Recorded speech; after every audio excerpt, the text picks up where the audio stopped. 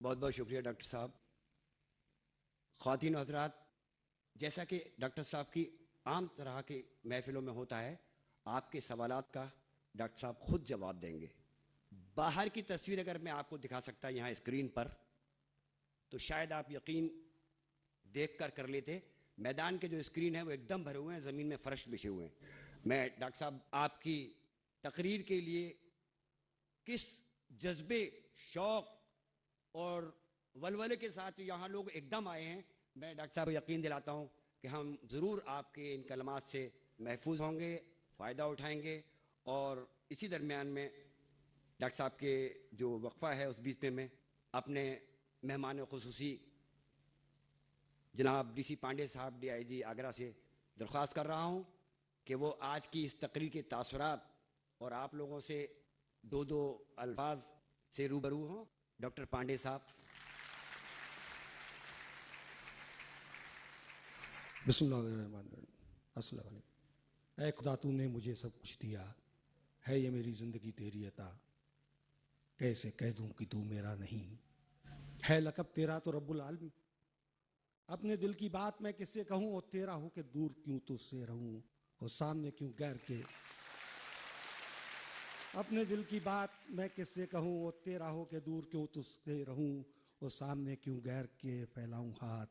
ارے مانگتی ہے تجھ سے ساری کائنات. حضور نہ ہو آپ سے پیار ممکن نہیں، خطا ایسی سرکار ممکن نہیں. اگر وہ بلائیں تو آؤں گا میں، بنے دھرم دیوار ممکن نہیں. صبا ان کو پہنچا دے میرا سلام، صبا ان کو پہنچا دے میرا سلام، اگر ان کا دیدار ممکن نہیں. عقیدت ہے اتنی کہ الفاظ میں عقیدت کا اظہار ممکن نہیں. اور نظر رحمت دو جہاں کے بغیر سدھر جائے سنسار ممکن نہیں. حضور سبھی کو مال و زر دے دے، سبھی کو مال و زر دے دے، ہر ایک نعمت عطا کر دے. سبھی کو مال و زر دے دے، ہر ایک نعمت عطا کر دے. میرے مالک مجھے احساس کی دولت عطا کر دے. میں ہر خواہش، ہر ایک ارمان کو قربان کر دوں گا، جو تو مجھ کو فقط کردار کی عظمت عطا کر دے. میری لغزشوں حضور، میری لغزشوں پہ نظر نہ کر، مجھے رحمتوں سے نواز دے. میرے لغزشوں پہ نظر نہ کر، مجھے رحمتوں سے نواز دے. بڑا ہوگا مجھ پہ تیرا کرم، تم محبتوں سے نواز دے. عالی جناب ڈاکٹر ذاکر صاحب، مجھے محبتوں سے نواز دے، بس میں یہیں پہ آنا چاہتا تھا.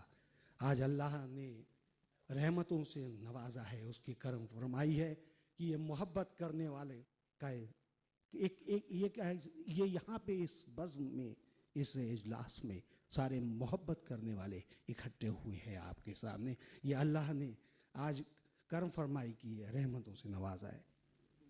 کیونکہ جب بھی توحید کی بات ہوگی تو محبت کی بات ہوگی، بھائی چار کی عالمی بھائی.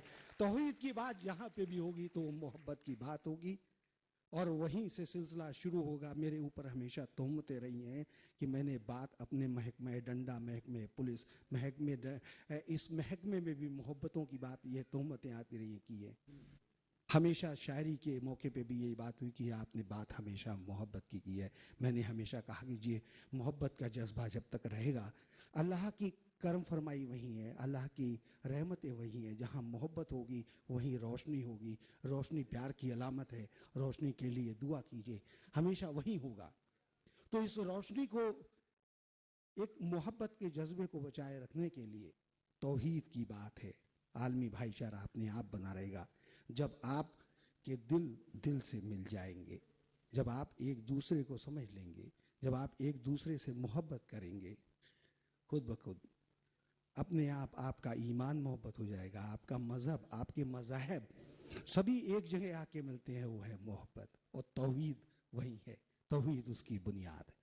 آپ توحید کی بات کرتے ہیں تو بھی بنیاد کی اس کی محبت ہے. زکوٰۃ کی بات بھی محبت ہے. آپ روزے کی بات کرتے ہیں وہ بھی محبت ہے. حج کی بات کرتے ہیں وہ بھی محبت کی بات ہے. اس میں کہاں ہے، اس میں نا اتفاقی کہیں ہے ہی نہیں. ساری بات محبتوں کی بات ہے، ساری کائنات کی بات محبتوں کی بات ہے. کہ نفرتوں سے الگ راستہ چاہیے. اور آج ہم کو آپ کی ضرورت ہے حضور. حضور آپ کی ضرورت کس لیے ہے کہ سارے جو پیغمبر ہمارے آتے رہے اور پیغام لاتے رہے, لیکن ان کو ہمیں تو راستہ دکھانے والا کوئی ہو. آج کے اس دور میں, اس زرپرستی کے دور میں راستہ نہیں مل رہا ہے, تو وہ تو آپ دکھا رہے ہیں کہ نفرتوں سے الگ راستہ چاہیے, سلسلہ پھر وہی پیار کا چاہیے, اور یہ اندھیرا, یہ بے سمت اپنا سفر, روشنی چاہیے, رہنما چاہیے. روشنی چاہیے, یہ اندھیرا, یہ بے سمت اپنا سفر, روشنی چاہیے, رہنما چاہیے.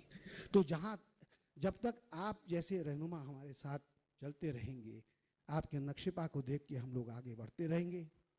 اور ہمارا مذہب محبت اپنے آپ میں ہوگا. دیر و حرم میں ہم جہاں جائیں گے بس توحید کی ایک بات ہوگی, اور وہی محبتوں کی بات ہوگی کہ ہم کو نظر اب اس دنیا کے دیر و حرم سے کیا نسبت, ہم کو نظر اب اس دنیا کے دیر و حرم سے کیا نسبت, سب سے جدا ہم اہل وفا کے اپنے عبادت خانے. بہت بہت شکریہ. آج یہ اللہ کی کرم فرمائی ہے کہ آپ تشریف لائے اور ہم سب لوگوں کو راستہ دکھایا. شکریہ. بہت بہت شکریہ پانڈے صاحب.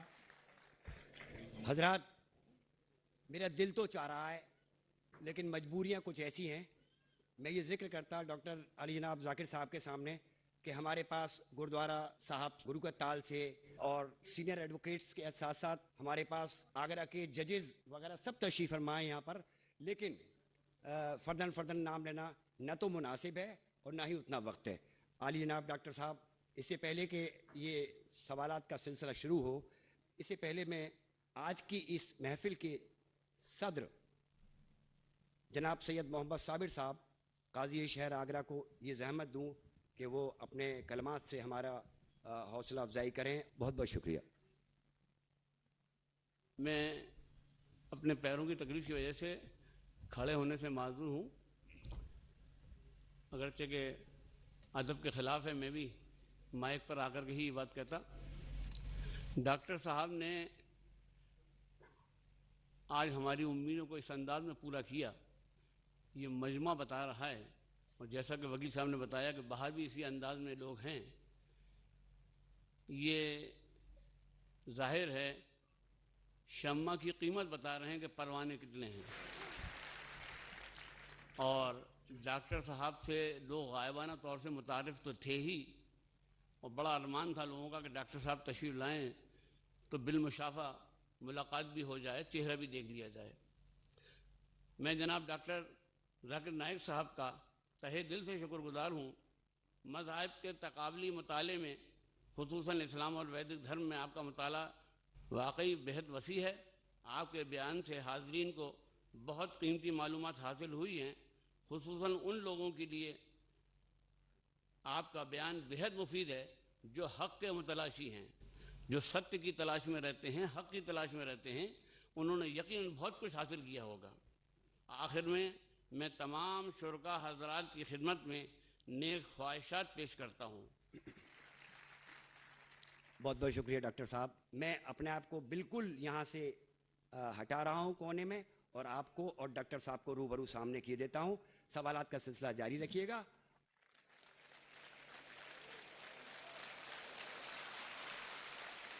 سوال جواب شروع کرنے کے پہلے کچھ رولز اور ریگولیشن میں کہنا چاہتا ہوں. پہلا نام آپ کہنا, اس کے بعد آپ کا پیشہ, آپ کی مصروفیت کیا ہے. سوال کو مختصر سا رکھیے, ایک سوال کیجیے. اور ایک آخری درخواست کہ ہم ہمارے غیر مسلم دوستوں کو پہلا حق دیں گے پوچھنے کا.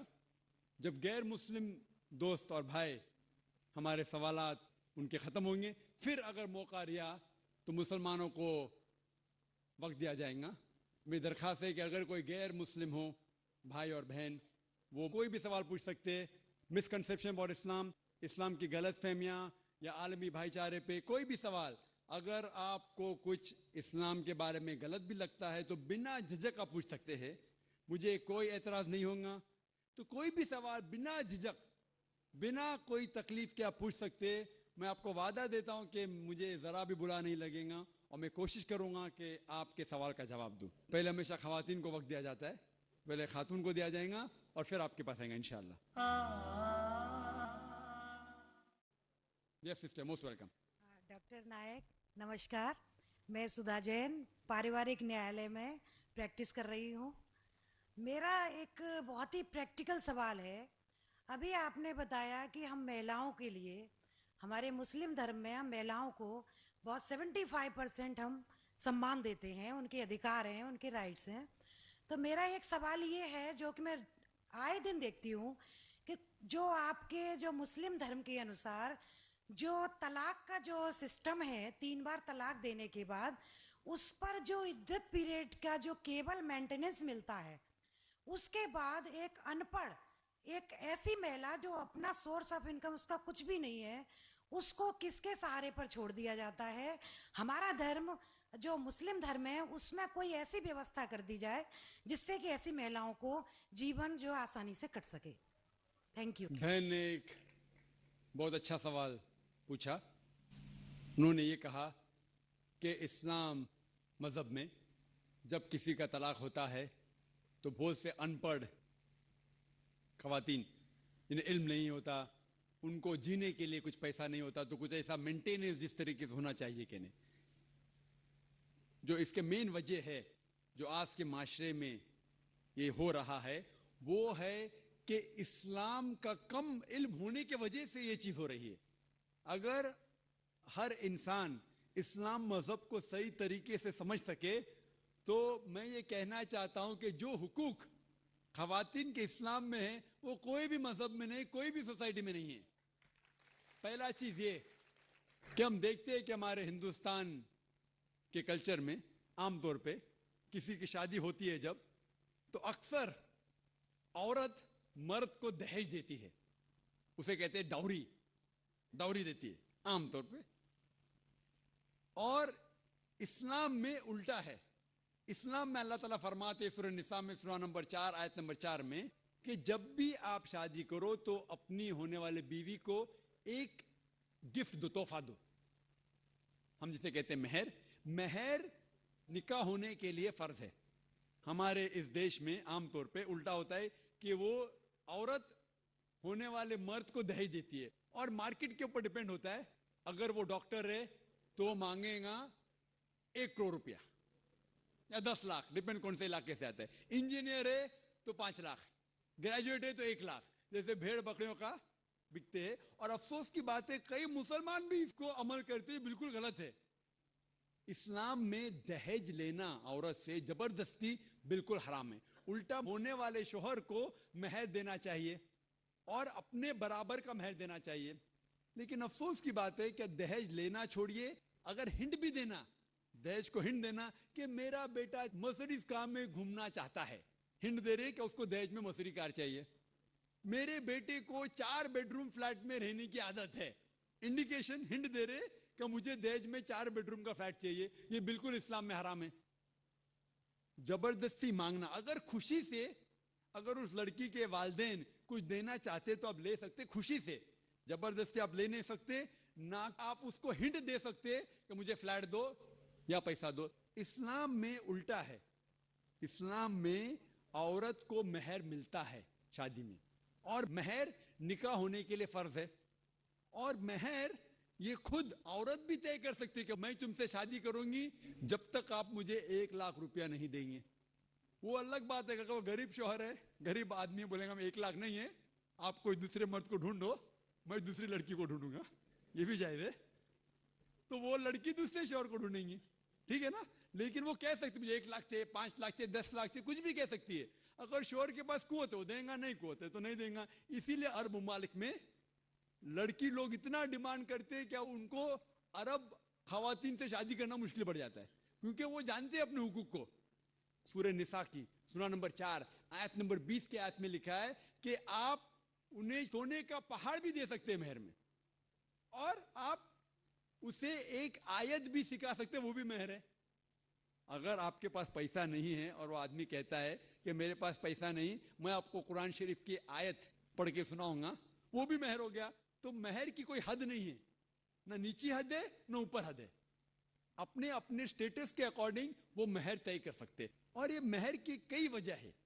ایک وجہ ہے کہ مثال کے طور پہ اس لڑکی کے والدین نے اس کی پرورش کی, اسے گریجویٹ بنایا, تعلیم کے اوپر خرچہ کیا, تو مہر ملنے کے بعد اس عورت کی وہ اپنی جائیداد ہو جاتی ہے.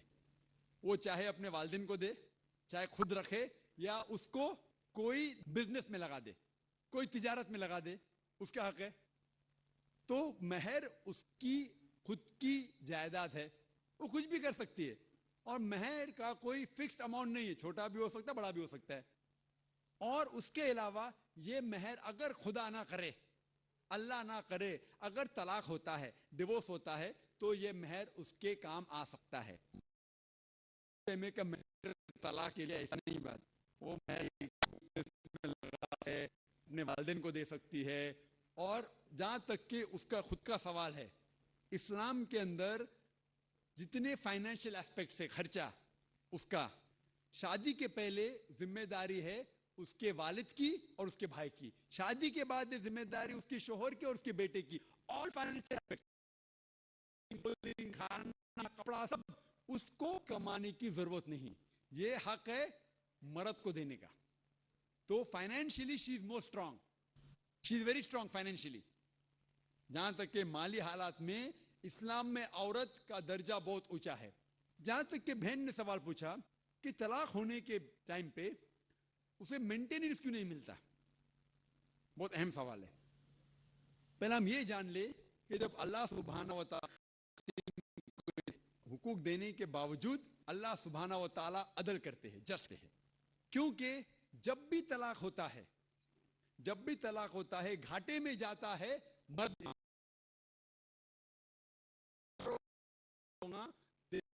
دینا فرض ہو جاتا ہے. بھلے وہ مہر 50,000 ہو, 1 لاکھ ہو, 5 لاکھ ہو, 10 لاکھ ہو, وہ اسے طے کرنا چاہیے.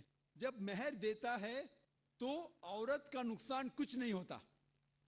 اور طلاق ہونے کے بعد آدمی بھی شادی کر سکتا ہے, عورت بھی شادی کر سکتی. جب طلاق ہو جاتا ہے اسے مہر تو مل جاتا ہے. جب نئی شادی کرتی ہے, آپ سے آدمی جب نیا شادی کرتا ہے اس کو نیا مہر دینے پڑتا ہے, تو آدمی نقصان میں ہے. اگر آپ یہ کہیں گے کہ طلاق ہونے کے بعد آدمی مینٹیننس بھی عورت کو دے, تو ہم کہیں گے یہ اللہ سبحانہ و تعالی حق کے نہیں ہے, نعوذ باللہ, ایسا کر ہی نہیں سکتے. نہیں تو مجھے لیکچر دینے پڑیں گا آدمی کے حقوق اسلام میں. میں اکثر تقریر کرتا ہوں عورتوں کے حقوق, لیکن جو لوگ اسلام کی بنیادی بات کو نہیں سمجھتے انہیں یہ غلط فہمی ہے کہ عورت کا نقصان ہو رہا ہے. عورت کا نقصان نہیں ہو رہا ہے. اور عورت کو کچھ بھی اگر چیز کی ضرورت ہے, جیسے میں نے کہا, آدمی کا حق بنتا ہے کہ اسے دے. شادی کے پہلے اس کے والد اور اس کے بھائی, شادی کے بعد اس کے شوہر اور اس کے بیٹے. اور اگر یہ نہیں بھی دے تو معاشرے کا فرض ہے کہ عورت کو سنبھالے. معاشرہ نہیں کر سکتا ہے, اگر اسلامک حکومت ہے, حکومت کا فرض ہے کہ عورت کو سنبھالے, اس کی پرورش کرے. یہ اسلام میں. لیکن اگر آپ اس کے بعد کہیں گے طلاق ہونے کے بعد آدمی اسے ہر مہینہ اور 1,000 روپیہ دے, 5,000 روپیہ دے, تو یہ آدمی پہ ظلم ہوگا. لیکن جو مہر طے ہوتا ہے شادی کے پہلے نکاح میں, کیا مجھے چاہیے 5 لاکھ روپیہ, اسے وہ سنبھال سکتی ہے. اسے کوئی تجارت میں لگائے اور اس کی آمدنی لے سکتی ہے. اگر کوئی شک ہے کہ ہو سکتا ہے میرا طلاق, کبھی بھی شادی ہوتی تو طلاق کا گمان تو رہتا نہیں دماغ میں کہ طلاق ہونے والا ہے, ہو سکتا ہے. لیکن اس کے لیے اسلام نے اسے الحمدللہ کئی چیزیں سے حفاظت کی ہے. تو مہر جو ہے اسے کئی فائدے ہیں. اور اس کے باوجود حدیث محمد صلی اللہ علیہ وسلم کی کہ اگر کوئی آدمی اپنی بیٹی جس کا طلاق ہوتا ہے اس کی حفاظت کرتے تو بہت ثواب ملتا ہے. تو اسلام میں جو طلاق شدہ عورت ہے اس کے لیے الحمدللہ کئی طریقے ہیں جس سے اس کی حفاظت کی جاتی ہے. جو آپ جو کہہ رہے ہیں وہ یہاں کے معاشرے کے بارے میں کہہ رہے ہیں, تو میں کہتا ہوں کہ یہاں کے خواتین کو اپنے حقوق خود پتہ نہیں, ان کی غلطی ہے, اسلام کی نہیں. ہمارے خواتین اور ہمارے مرد خود نہیں جانتے, طلاق کیسا دینا جانتے نہیں. غلطی کس کی؟ اسلام کی. اسلام کی نہیں, اسلام کے فالو کرنے کے مسلمان کی. اگر آپ اسلام کو جاننا چاہتے ہیں تو مسلمان کو مت دیکھیے. جس طریقے سے آج میں نے کہا, آپ اگر مرسیڈیز کار کو جاننا چاہتے کتنی اچھی ہے, اگر کوئی ڈرائیور جو ڈرائیونگ نہیں جانتا ہے اس کے پیچھے بیٹھا اسٹیئرنگ ویل کے اوپر اور مرسیڈیز کار کو ٹھوک لیتا ہے, تو غلطی کس کی؟ مرسیڈیز کار کی کہ ڈرائیور کی؟ ڈرائیور کی. اسے مرسیڈیز کار چلانے آتا نہیں. تو اسی لیے اسلام کو اگر جاننا چاہیے تو آپ کو قرآن کو پڑھنا چاہیے اور صحیح حدیث کو. یہ افسوس کی بات ہے کہ کئی مسلمان خود نہیں جانتے قرآن و حدیث میں کیا لکھا ہے, کس طریقے سے طلاق دینا چاہیے, کس طریقے سے برتاؤ کرنا چاہیے اپنی بیوی کے ساتھ. اسی لیے میں تقریر کر رہا ہوں تو لوگوں کو قرآن اور حدیث کے قریب لے کے آؤں. Hope that answers the question. جی ہاں بھائی صاحب. مائی سیلف انوراگ جین اور میں ایک اسٹوڈنٹ ہوں. پیڑ پودوں کو یدی ہم کھاتے ہیں تو کچھ سنائی دینے کی آپ نے بات کہی تھی, لیکن ہم ایسا تو کر ہی سکتے ہیں جن بچوں کی ہمیں چیخ یا کسی بھی چیخ سنائی دے رہی ہے اس کو رونے سے روک سکتے ہیں. دوسرا, جو چائنا میں نوجات ششو کھائے جاتے ہیں, یدی کوئی اسلام دھرم کا انویائی ان کا اللہ کا نام لے کر یدی کھاتا ہے تو کیا یہ اچت ہے؟ میں نے ایک اخبار میں کٹنگ پڑھی تھی کہ وہاں نیو بورن چائلڈ وہاں کھائے جاتے ہیں, تو کیا اسلام میں اس طریقے کی اجازت ہے؟ بھائی صاحب نے سوال کیا کہ کیونکہ بچوں کی جو چیخ سنائی دیتی تم چپ کر لیتے, سنائی نہیں دی تو کیا کریں گے. اور انہوں نے سوال پوچھا کہ چائنا میں بچوں کا گوشت کھایا جاتا ہے, وہ بالکل حرام ہے. جیسا میں نے کہا, صرف ان جانور جن کی اجازت ہے وہ جانور کا گوشت آپ کھا سکتے, انسان کا گوشت کھانا تو بالکل حرامی ہے. کس کا بھی نام لو, کس کا بھی نام لو, اللہ کا نام لے کے سور بھی کھانا حرام ہے. جو جانور کی اجازت ہے وہی جانور کھا سکتے ہیں, اور کوئی بھی جانور نے بھلے آپ اللہ کا نام لو یا نہ لو, اللہ نے جب اجازت دی نہیں تو نام لے کے کیا فائدہ. اور آپ کا جو پہلا سوال تھا کہ بچوں کی چیخ سنائی دیتی تو چپ کرتے ہیں, نہیں سنائی دی تو کیا کریں گے. اگر بچہ گونگا ہے تو کیا کریں گے, آپ اس کو دودھ نہیں دیں گے. گونگے بچے کو کیا کریں گے آپ, اور اس کو توجہ دیں گے کہ اس کی چیخ سنائی نہیں دیتی تو اسی لیے میں اور توجہ دوں گا کہ دودھ ٹائم پہ ملے. وہ جس کو چیخ سنائی دیتی ہے دودھ نہیں ملا تو روئے گا, تو مجھے معلوم پڑے گا. تو ماں گونگے بچوں کی اور توجہ کریں گے, اسی لیے آپ کو پیڑ پودے کی توجہ اور دینا چاہیے کیونکہ آپ کو چیخ سنائی نہیں دیتی.